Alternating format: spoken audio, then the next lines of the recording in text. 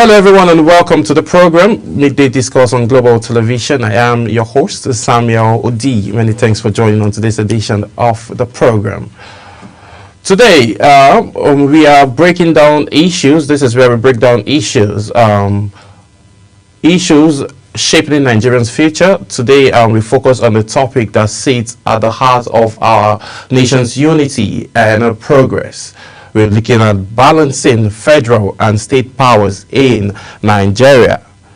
It's no longer news. Nigeria operates a federal system of government, but a lot of activists and individuals have argued that that is only being operated. The system is only being operated on paper, but many argue that too much power is concentrated in Abuja, leaving the states weak.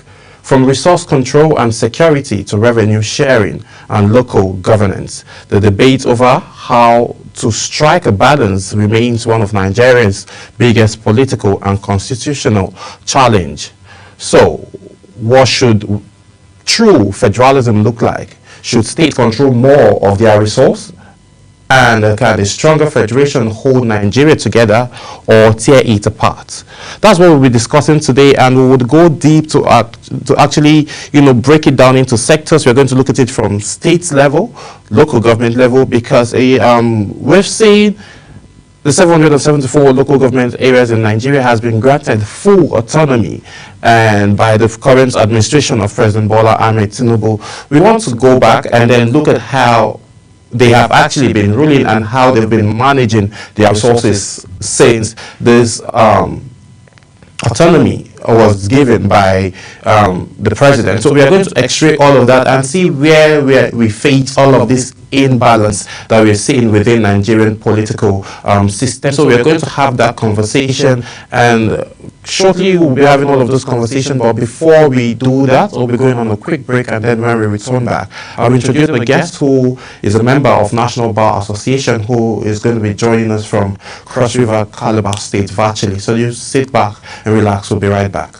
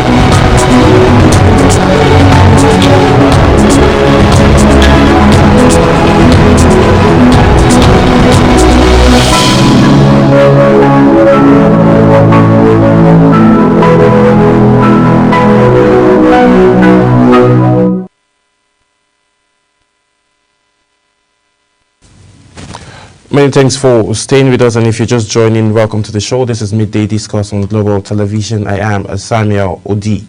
Today we'll be having conversation around balancing federal and state powers in Nigeria, and to help us unpack this great conversation is Barrister George Fortune, a member of National Bar Association. He's joining us virtually live from Calabar. Good afternoon, Barrister. Thank you for joining us on today's edition of Midday Discuss.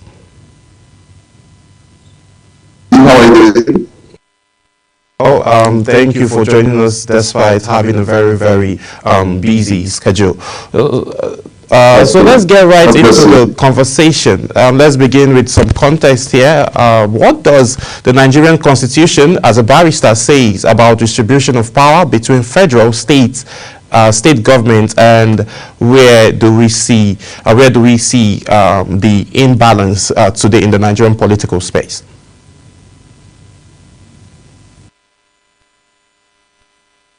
This year, by the grace of God, 1st of October will make Nigeria 65 years since she gained independence.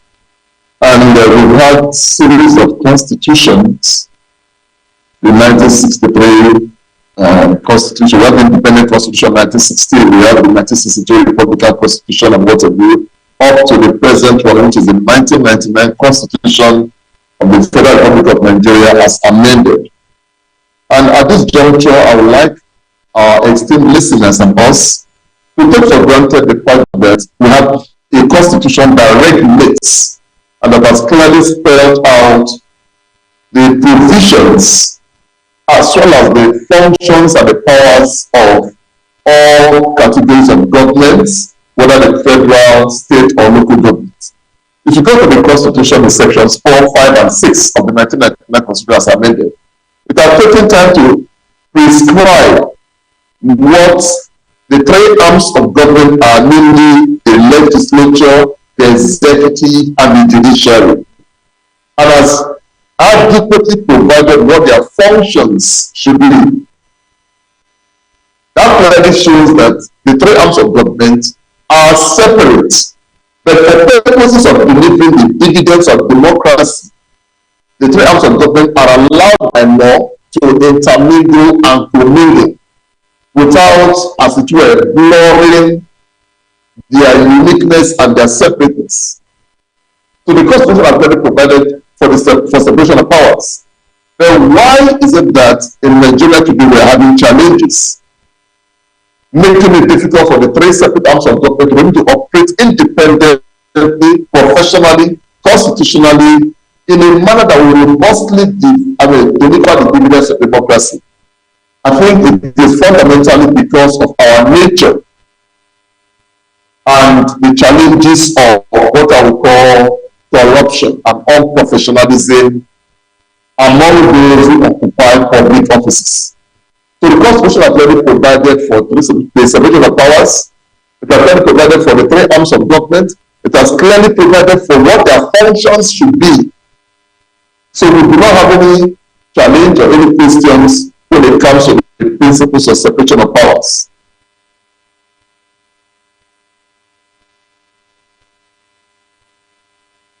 Federalism or more of a unilateral system? Sorry. So I said, would you say that Nigeria practices true federalism as a system, or is being, Nigerian system is being, Nigeria practices a unilateral system instead of the federalism system that we are meant to be practicing, based on the system and what we have on the ground currently? Thank you so much. The pedestals upon which the 1999 Constitution is predicated are pedestals of true federalism. The Constitution has actually provided that Nigeria shall be a federation comprising 36 states and the Federal Capital Territory, Abuja. So in principle, what we ought to be practicing is true federalism. But in practice, what we have is abysmal unitary system of government, where power appears to be concentrated at the center and is managed in a manner that is detrimental to the overall interest of Nigeria. So we are not practicing true democracy. What we are practicing is even worse than unitary system of government. That is the reason you wake up every day in Nigeria, you hear about nothing but challenges. There are no days you wake up and you see any pleasant news about this country. All you see are debilitating news items, saddening news items, news items that continue to make our system replete with frustrations, confusions, and pains every day. So we are not. In the Constitution, yes, the provisions are adequately made for the practice of true federalism. But in practice, in reality, what we have is worse than the unitary system of government. How can this be addressed now as looking at the current situations? What do you think Nigerians can do better so as we can have the federalism system of government? It's very simple. There is no toddler today in the corridors of power. What we have are supposedly eminently qualified Nigerians. The president and commander-in-chief is a very mature and experienced man, well-traveled man, very exposed. The Senate president is a lawyer, more than 30 years old at the bar. We have the Chief Justice of Nigeria, who is equally a graduate, very exposed. And there is no minister today who, as it were, is inexperienced, immature, or illiterate. They are all supposedly very educated and very enlightened people. But why is it that we are having challenges when it comes to ability to be able to effectively and productively and healthily govern Nigeria? It is because of the problem of unprofessionalism and corruption.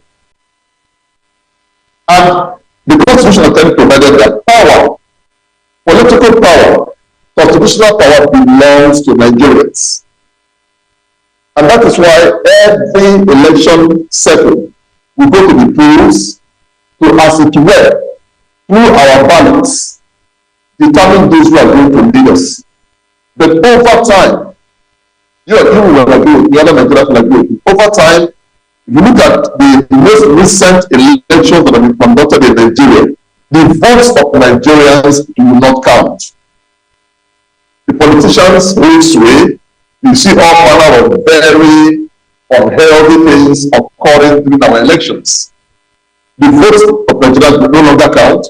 We have a very compromised, independent National Electoral Commission, and we only have very strongly entrenched issues in the judiciary. The educational sector, with due respect to you, has been destroyed. So Nigerians do not even know the state of mind that should be associated with casting our ballots and being able to pick those who are going to govern us in this country. So what do we need? What we need is very simple. We need to improve the educational sector. We need to functionally educate Nigerians. We need a very functional educational sector.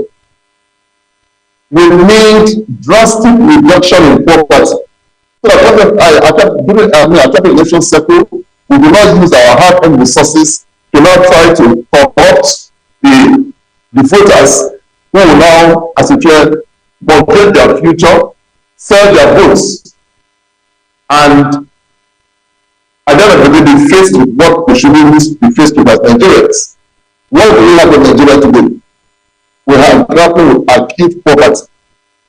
We are grappling with millions of out-of-school children. We are grappling with seemingly irredeemable corruption in the corridors of power. There is no arm of government, there is no institution of government to a nation today that we can say adds irrelevance to Nigeria. We are faced with very gargantuan challenges. And all we need to do is to take the bull by the horns, take our destinies into our hands, and enshrine a system of government that will hold government officials accountable. A system of government that respects rule of law a system of government that respects the fundamental rights of Nigerians, and a system of government that will see Nigerians as the genuine owners of political authority in Nigeria. Those in government are merely our representatives. So these are the things we need. Even those in the corridors of power know that they are not doing well. Now, just earlier this year we saw the full autonomy granted to 774 local governments in Nigeria. That's in ways to create balance within the system, which President Bola Ahmed Tinubu is advocating for. But let's look at the history for now. How has history from colonialism to military rule shaping this imbalance? Do you think it played a major role in what we are witnessing today in the Nigerian society? In all candor, I will tell you for free that colonialism didn't in any way help Nigeria's development. What did the colonial masters come to Africa, and particularly Nigeria, to do? They came to exploit our resources, to plunder our resources, to pilot our resources, using the force of arm and force of violence. Now, that's why they came. And if you look at what has happened from that time, the amalgamation of 1914 and all that, you will discover that the colonial masters did not even help Nigerians and Nigeria to be fairly established for purposes of being able to govern ourselves and deliver the dividends of good governance to our citizens. So we've had the same challenges from about that time, from 1960 to today. The same scenario, the same characteristics consistently play out. And that's why today you always hear us use the word neo-colonialism. The colonial masters have left us, but they have planted people who continue to protect their interests to the detriment of the development of Nigeria. We talked about the conferment, as it were, of autonomy on the 774 local government areas in Nigeria. How autonomous are these local government areas? How autonomous are they? When allocations meant for local governments and their developments are not channeled to them, they are still sent to states where the chief executive officers, who are the state governors, still 100% determine how these funds should be expended and utilized. So local government do not have what I would call constitutional autonomy. That is just in the books. Don't forget that the laws of Nigeria, even the Constitution of the Federal Republic of Nigeria 1999, is not self-executing. These laws need human elements or human agents to give life to them. And when we have compromised individuals serving with the execution of provisions of the Constitution and our laws, then we have fundamental problems. So our problems are not the laws. The laws are there to guide us. And of course, if there are aspects of the laws that are draconian, unhealthy, undemocratic, and unproductive, our duty is to periodically ensure that the laws get amended to suit our overall purposes and objectives. So what do we have today? The laws are there, but the human institutions established and designed to give effect to these laws are very compromised. And at the end of the day, Nigerians are the ones bearing the brunt of these imbalances. So we have the federal government, we have the state government, we have the local government areas, but there is nothing to show. There is nothing we get to that we don't complain. There's nothing we get to that we don't see our rights collectively and consistently being violated by governments at all levels. We pretend to know it all. The bottom line is we're not doing well. All is not well with Nigeria. All is not well. Now let's look at the flashpoints where federal and state tensions are mostly very, very visible. Barrister, we've seen issues around resource control and revenue sharing, where oil producing states often demand more control of their resources. Now, my question to you, Barrister, is should states collect their own revenue and remit to the federal government instead of the other way around? Do you think there would be a more proper balance if that does happen, instead of us having to see lots of our commissioners and governors just residing in Abuja and abandoning their states where they have their primary assignments? You agree with me that unregulated power, when power is unregulated, it creates vagabonds in power. It creates people who feel that they have absolute power to do things the way they like. When we talk about true federalism recognizes distribution and retention of power in the component units that make up a federation. And at the end of the day, what the component units do is to control whatever nature or God has endowed their geographical locations with, exploit them, utilize them, and pay a certain percentage of what is generated within the component units to the center. That is what true federalism is all about. In the United States that has 50 states, as we speak, every state is autonomous and independent. The United States, as imperfect as it is, practices true federalism. But in Nigeria, the Constitution says Nigeria is a federation, but it is supposed to practice true federalism. But at the end of the day, what do we have in reality? So the natural thing is, if we pride ourselves as practicing true federalism, and we pride ourselves as being a true federation, then the central government should relinquish power that should be managed, should be utilized by the component unit of the states to the states, so that every state can control its resources and remit part of what it generates to the center for purposes of maintaining the true federal structure. But what we have in reality today is a federalism.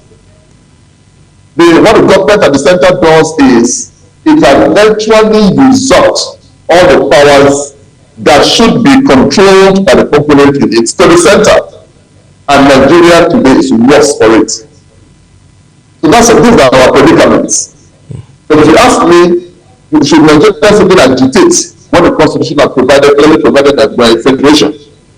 We shouldn't go to be agitated. All we need is look at the Constitution and ensure that what naturally should go to the states and the local governments as well, go to them. It will even be at the end of the overall for Nigeria, because you will now discover that when so much power is not concentrated at the center, there will be little or no mention of corruption. And when naked power has all the power that are concentrated at the center, there is every tendency that, because as humans we are imperfect and we live in a world that is substantially controlled by Satan, a lot of us allow ourselves to be used by Satan, perpetrate things that are detrimental to the overall survival and health of the federal government of Nigeria. Another major issue here we're looking at on today's edition of Midday Discourse is around security and state policing. Obviously, security is a national crisis, yet policing remains centralized. Now, my question now is: should Nigerian adopt a state police that are the risks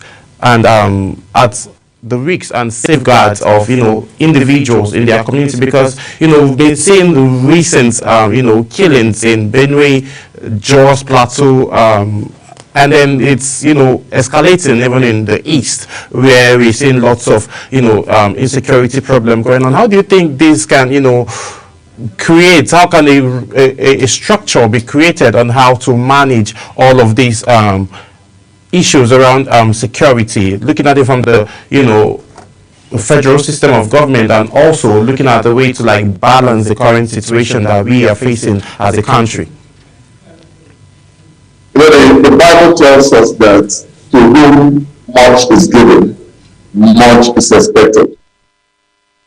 When you look out tell us for free, nobody throughout human history has been able to rise up to fight government.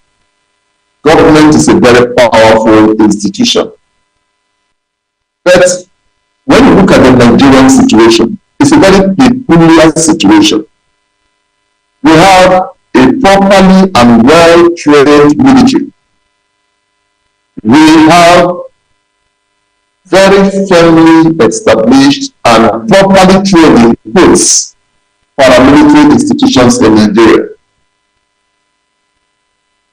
We equally have our civilian joint task force, vigilantes, and what have you. Now, in the midst of all this, why does insecurity still persist? It does because of corruption. There is no way banditry, Boko Haram, terrorism, and what have you will thrive in Nigeria without internal collaborators. There are people who are benefiting from the ills of the system. Otherwise, look at our soldiers being sacrificed every day. It is not because the terrorists or the bandits or whatever you call them are superior in terms of training when compared with our military. No.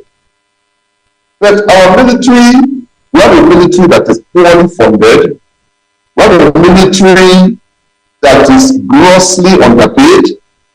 We have a military that is psychologically not doing well because of internal negative compromises that fundamentally undermine the relevance of these institutions. Nigeria is long overdue to have state police. Assuming we are practicing true federalism, every state should have its own police force.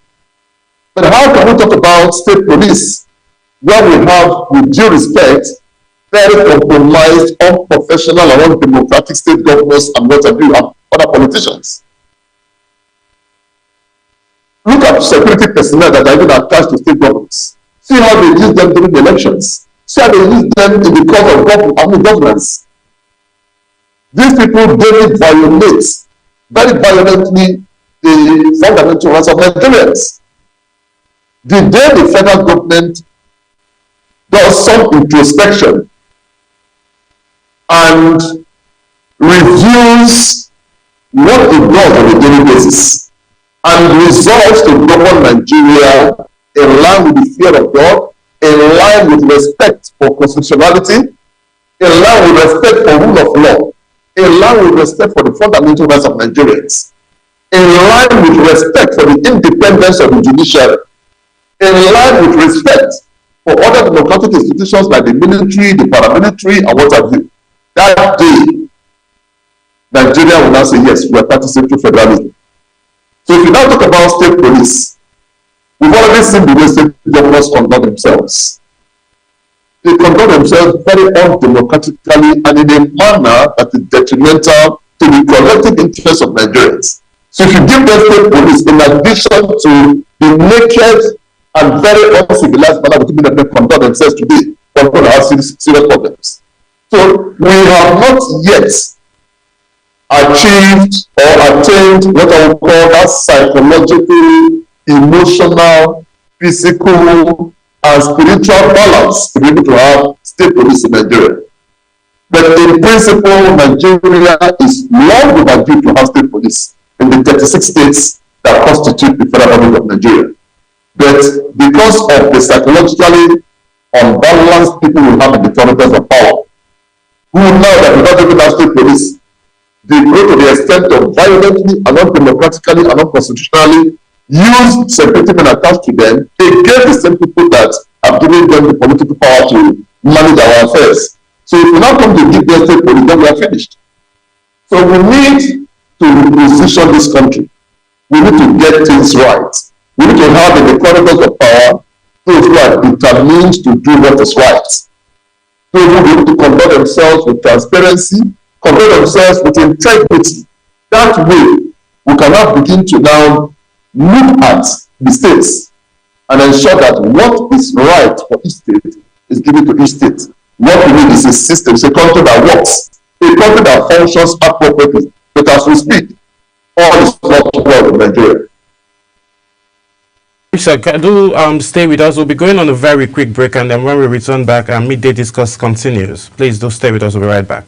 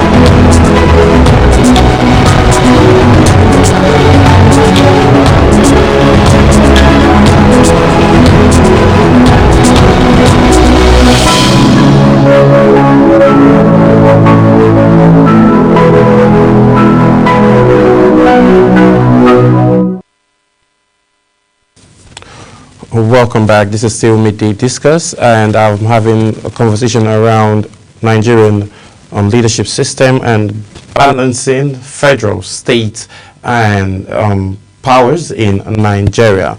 I'm having this conversation with Barrister George Fortune, who is a member of the National Bar Association, Calabar branch. Barrister, you're still there? I'm here. So now, let's look at this from this angle. Now, the word restructuring often sparks heated reaction in Nigeria because around the conversation of constitutional review and all. Some see it as the only way to save the union, while others fear it could, divide the country further and also create more imbalance within the system. What do you think is the way forward out of this? Do we really need this constitutional review? God bless you for that very vital question. See, it's sad that the people that govern, the few people that govern the over 225 million Nigerians are scared of the word restructure. Nigeria is a superstructure, the way it is designed. The bottom line is there are fundamental fault lines in the superstructure, and the system is not functioning the way it should. The system is malfunctioning. We need now to do some introspection to determine and identify where those fault lines occur and try to restructure the superstructure for optimal performance. So if the current politicians we have, the current people we have in government today are not being self-centered, what is wrong with doing a diagnosis to determine where we have problems and fix them so that the system can begin to function well? Bottom line is, there is urgent need for restructuring. Otherwise, I will ask the question, how does His Excellency, the President and Commander-in-Chief, how do their Excellencies, the government of the greater states and their deputies, how do people like the Chief Justice of Nigeria sleep every night? When they go to the social media, they look at their televisions and what have you. Are they happy with the news that daily come out from Nigeria? Killings every day, the Benue crisis, the Plateau crisis, the Northeast, the Northwest, the North Central, the Southeast, the South, and the Southwest. Are they happy? Do the aggregate of these things not tell them that all is not well with Nigeria? So bottom line, there is need for restructuring. And I tell you for free, the day Nigeria gets up and we have a people-oriented, a very altruistic president and commander-in-chief, we have altruistic state governors, we have altruistic national assembly, we have an altruistic judiciary. That day, Nigerians will be happiest and the most, the happiest for it. So we need to go back.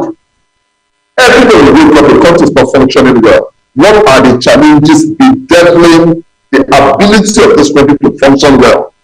We need to do that collective diagnosis, determine where the errors occur, put in place urgent, durable, and strong measures in place to correct those errors. So that Nigeria can begin to work again like what obtains in other developing African countries and other developed countries in the world. God has fundamentally blessed Nigeria.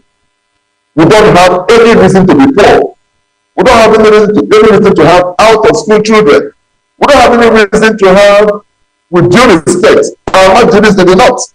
We don't have any reason to be poor when we have immeasurable, uncultivated land in this country. Everything has only been predicated on crude oil. But we neglect themselves as the citizens. We have become subhumans in Nigeria, and that is not acceptable. You can see right now 2 years out of 4 years first term for the current government. Every resource is now focused on 2027. Nobody talking again about governance. Everyone talking about politics and how they will come into power in 2027. Everyone is talking about how they will defect from one party where they feel that the ruling national government will not favor them and they're all defective. To them, that is what they need. So a lot of things are fundamentally wrong with the system. We don't need the social to tell us that all is not well. And I want to call this opportunity to beg our religious leaders who see nothing wrong with the system, and all they do every day is to bring out prophecies about the system and what have you. They should go back and review their relationships with God. Nigeria needs to be restructured so that we can get it right. All is not well with this country. And if the current trend continues without Nigerians taking their destinies into their hands, and in a violent manner, put in place measures designed to hold accountable those who are leading Nigeria today, we will not be able to get anywhere. And that will amount to perpetuating our current negative so-called democratic experience. Okay, Barrister, what apparatus do you think needs to be in place to be able to have a system that wouldn't, deepen inequality between the rich and the poor, based on your assessments on the current, constitution and in line with looking at restructuring of Nigerian constitution in the nearest future, because all of this conversation is in place already, and the president also might be tilting towards that. So what apparatus do you think would be in place so we wouldn't be in the same situation as you recently mentioned? Number one, and most fundamentally, is for us to correct that institution that is saddled with the conduct of periodic elections in Nigeria, namely the Independent National Electoral Commission. We need to fix that office and ensure that whoever is in that office as the chairman of that body is one that is allowed independence, one that has integrity, one that has the fear of God, one that will be able to electronically transmit the voice of Nigerians to the IRED. We want somebody that is God-fearing, not one that will be vulnerable to compromises for purposes of tilting the outcome of our results to people who have been able to reach out to that. We need to have a genuinely professional Nigeria police force. The Nigerian police force, as presently constituted, is a far cry from what will be able to effectively manage our democracy. The military is very important, but don't forget that our constitutional responsibility is the protection and the promotion of our territorial integrity. The military, with due respect to it, naturally shouldn't have anything to do with internal, what we call internal management of our security. That's the duty of the police, the Nigerian Security and Civil Defense Corps, the Department of State Services, and what have you, not the military. The military is when there are external aggressions that undermine our territorial integrity, they now swing into action. So we need professional military, well-funded military and paramilitary, properly trained. Our military and paramilitary should understand that there is what we call civilian-military relationship. This should be maintained and sustained in a constitutional manner. Then the judiciary. The judiciary should be genuinely independent. If you know you cannot operate independently without, as it were, being in bed with politicians, then don't go to the bench. The bench should be made up of people who have integrity, people that don't have any business visiting government houses, people that don't have any business participating in political ceremonies. And then we need a legislature that is independent, a legislature that is professional, a legislature that respects rule of law. We can't afford to have a legislature whose principal officers are determined and produced by the executive arm of government. We cannot have a legislature that when the president comes to present his budget, instead of reciting the national anthem, you hear them citing on your mandate which shall stand. They behave as if they were elected, as it were, by only the executive arm of government and not Nigerians. Our problems are myriad. The solutions are not far-fetched. All we need to do is to reflect on who our Creator is. The Bible says in the book of John chapter 6 and verse 63 that the Spirit of God is what gives life. Our flesh is of no use at all. The works of God are spirit and they are life. The wealth we are busy amassing by making our resources to build and buy properties in foreign countries, stabilizing foreign economies. That's not the reason why we are in the comfort of power. So all we need, and then most importantly, we must have a functional educational sector. The educational sector has been destroyed. Our children get educated, graduate, and there are no jobs for them. You are talking about the country, Nigeria, with over 225 million Nigerians. and 75% of the population are youths who are in their productive years, completely unemployed. The labor market is saturated. Since you were born, and we give it to Mr. Samuel, have you seen NIMASA? Have you seen CBN? Have you seen Federal Inland Revenue Service advertising vacant positions? So the inequalities in the system are too many and strongly entrenched. We need to change this system. We need to change the narrative.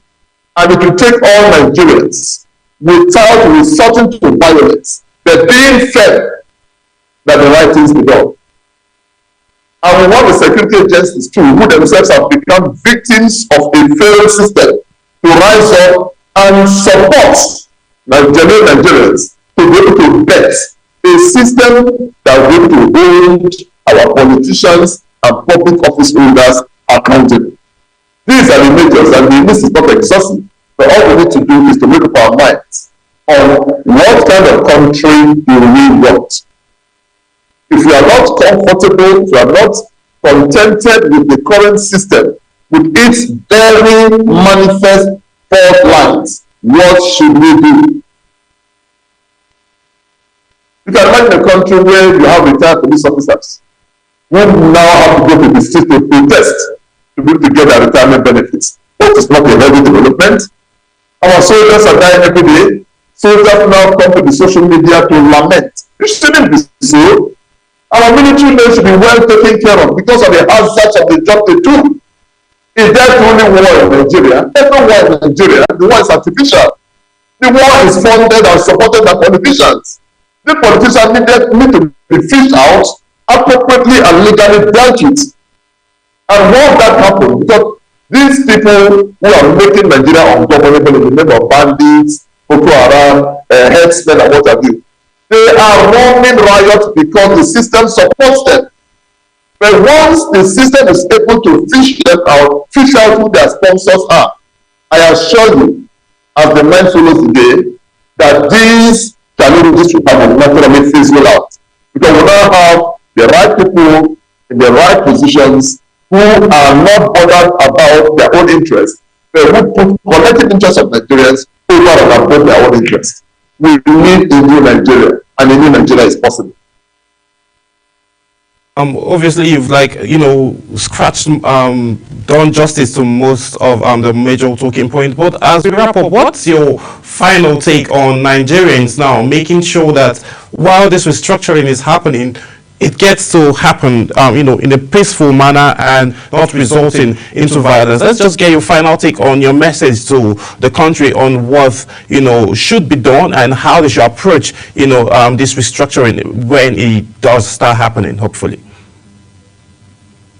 I want to call on all Nigerians, particularly the National Assembly, because in line with Section 4 of the 1999 Constitution as amended, the duty of the legislature is to make laws for the good governance, for good governance in Nigeria, to make laws for the regulation of what Nigeria, of what to be able to make Nigeria become as it were an El Dorado. We want the Nigerian people, particularly those who volunteer themselves at every election cycle, to be able to sell their ballots for 5,000 and 2,000 naira, to know that when you collect 10,000 or 20,000 or a bag of rice, as the case may be, you have mortgaged your future for the next 4 years. So it shouldn't be about these politicians who will use taxpayers' monies, buy thousands of vehicles, and be intimidating us every day with our taxpayers' money. We feed them. We are their employers. They are our employees. But right now, the current situation is you see them operating as if they are our employers and we are their employees. And that is not right. We know the right thing to do. But I want to tell us for free that no matter how much a man accumulates, his life does not come from the things he has accumulated. What should give us happiness is the happiness of every other person. I am because we are. Nigerians should learn to appreciate the Ubuntu principle. Now, whatever office you occupy, that office is not yours as an individual. You are there as a representative of the people. So endeavor to make choices that will fundamentally affect the lives of every Nigerian. A new Nigeria is possible if only we are determined to do what is right in whatever position we find ourselves. Nigeria is indeed a very, very much possible. I want to say a very big thank you to Barrister George Fortune, member of the National Bar Association, Calabar branch. Thank you so much for taking our time to join us on Midday Discuss today. I'm immensely grateful, and I pray to the Almighty God that those who have listened will not feel offended, because it's natural for them to feel offended when they are confronted with the truth. No man is more hated than the man who speaks the truth. But what we are saying is, we are all in this together. We cannot continue this way. All is not well with Nigeria, but we can turn things around if we rely on God, and if we rely on our collective strength as Nigerians. May God bless Nigeria. Yes, and because really, God really bless Nigeria. Today's discussion shows that balancing federal and state powers is not just a constitutional debate, it's about development, justice, and unity in Nigeria. On the other hand, too much central power steals innovation at the state level. On the other hand, too much decentralization could risk inequality and disunity. The challenge thereof is finding a middle ground and that strengthens both federation and state, ensuring fairness and accountability. Many Nigerians are asking, will true federalism remain a slogan, or will it become a reality in our lifetime? Hopefully, it will be a reality in our lifetime. My name is Samuel Lodi. I'll see you again. Bye for now.